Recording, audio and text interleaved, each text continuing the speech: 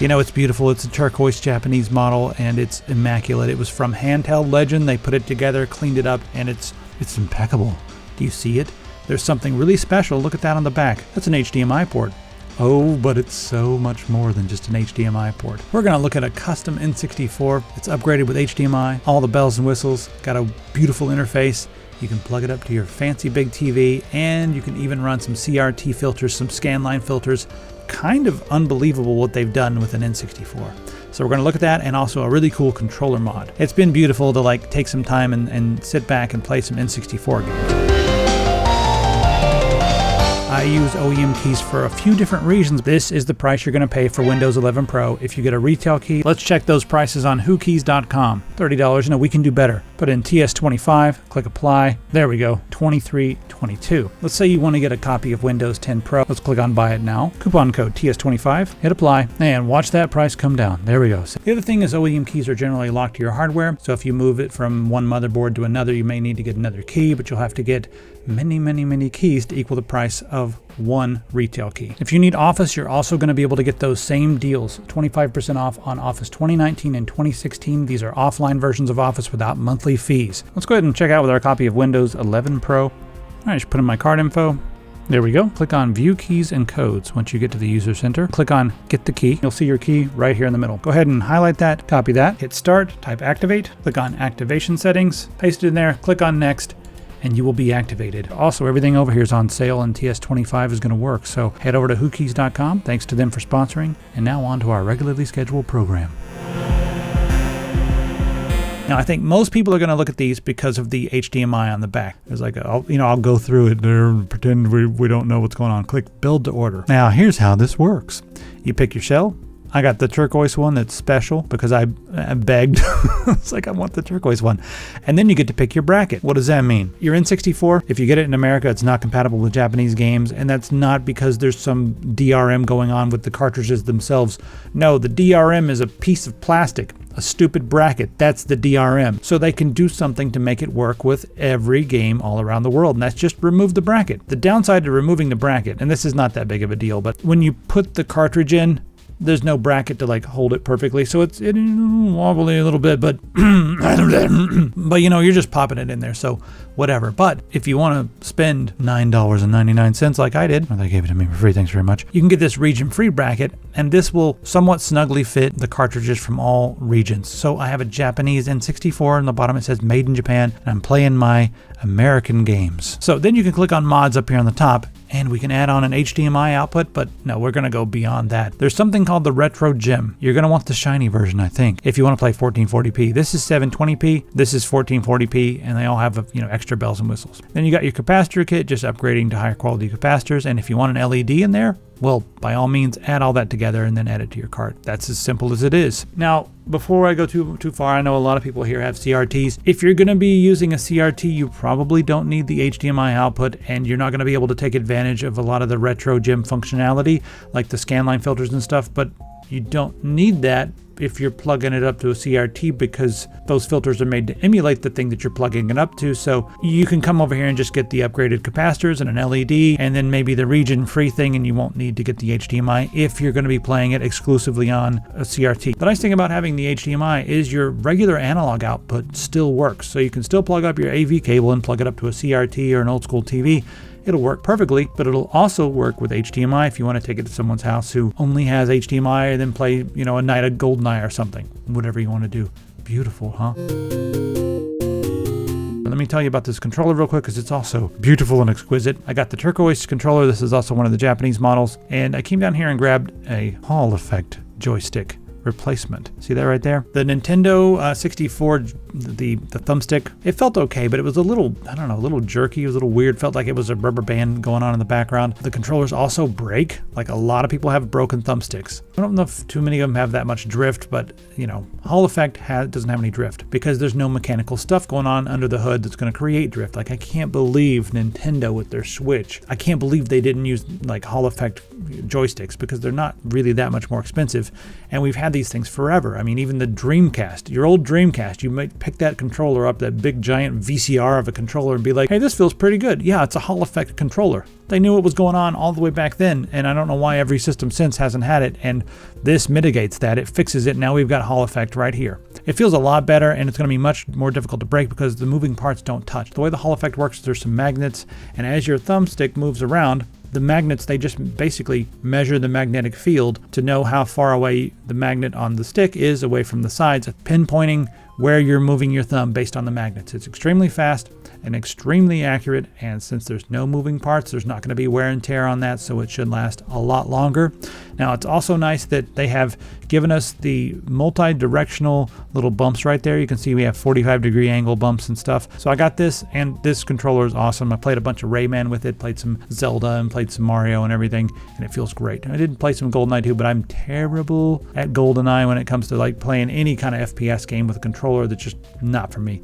I do play in 1.2 solitaire, so at least I can use my C buttons to move around, and then I use the thumbstick as my head to look around, but it's still really difficult for me.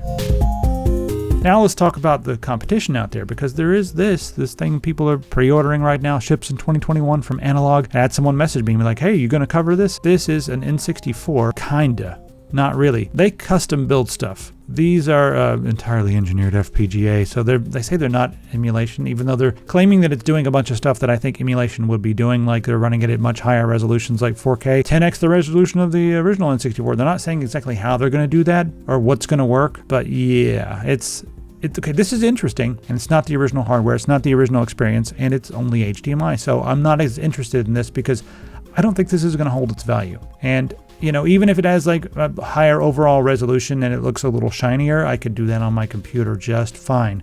If I want to play at this resolution, I'll just run an emulator on my machine and be done with it. If I want the original experience, this is what I want. Right here. This. I want the real deal.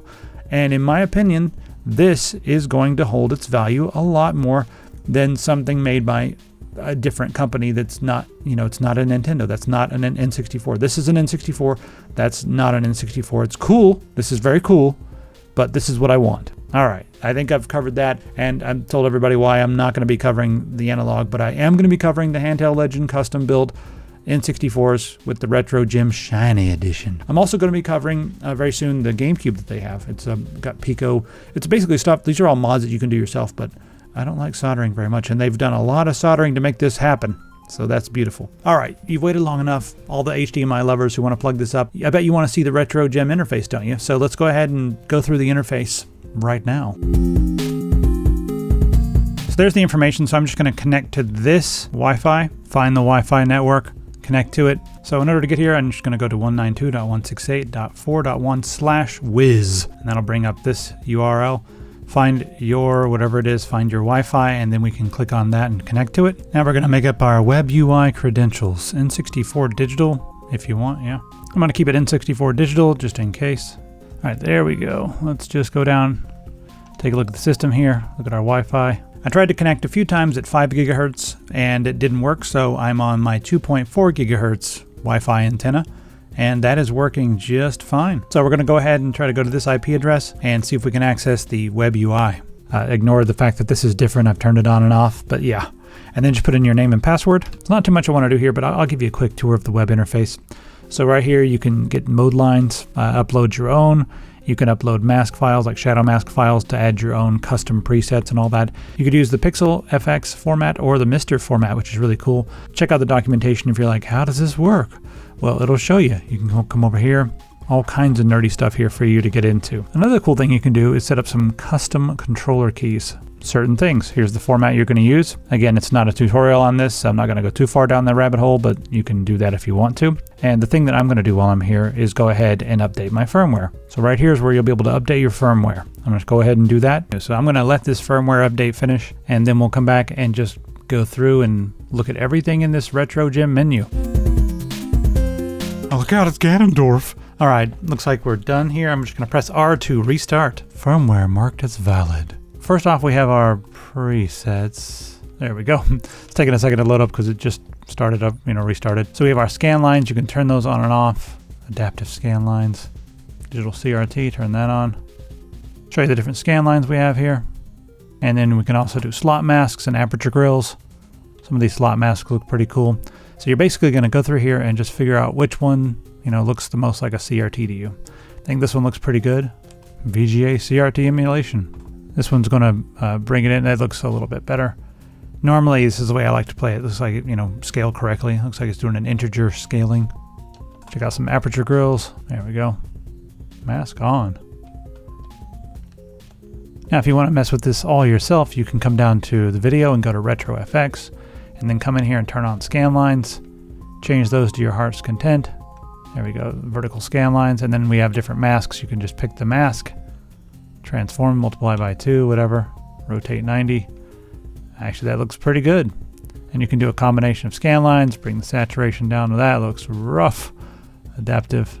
You get the idea. You can come in here and basically just tune it up to make it look as much like your favorite type of CRT. As far as our resolution goes, got all kinds of different options here, all the way up to 1440p. And generally, the higher the resolution, the better the filters are going to look, the more realistic they're going to look. So yeah. Up here's our scaler. You can see the settings we have there. Change your aspect ratio and all that. I'm leaving it on 4:3. And you got shift and croft and all that stuff. Deinterlacer if you need that. So there we go.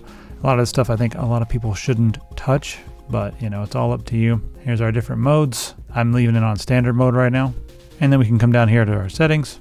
Oh, it's actually running snap here now. I don't know, maybe it just took it a second after the reboot. There's our Wi-Fi connected. You can see everything else is here. Oh, cool. We got controller debug and everything else. So all kinds of cool settings here that you can play with. No LED settings that I can see. Did I miss that? OSD. All right, let's try out some of these presets right here. Maybe a slot mask will be fun. How about a shadow mask? There we go. Go ahead and get that on. That's a bit much. Let's see what else we got. So you got to come through here and like just figure out which ones you like the best. All right, so I reset it. I just want to see if it works. Yep, sure did. Oh yeah, let's let this play and compare it to a CRT TV. And then we'll compare it to the pixels as well, just the raw pixels. But this to me looks a lot more like what I would imagine a CRT would look like. But we do have a real CRT to test.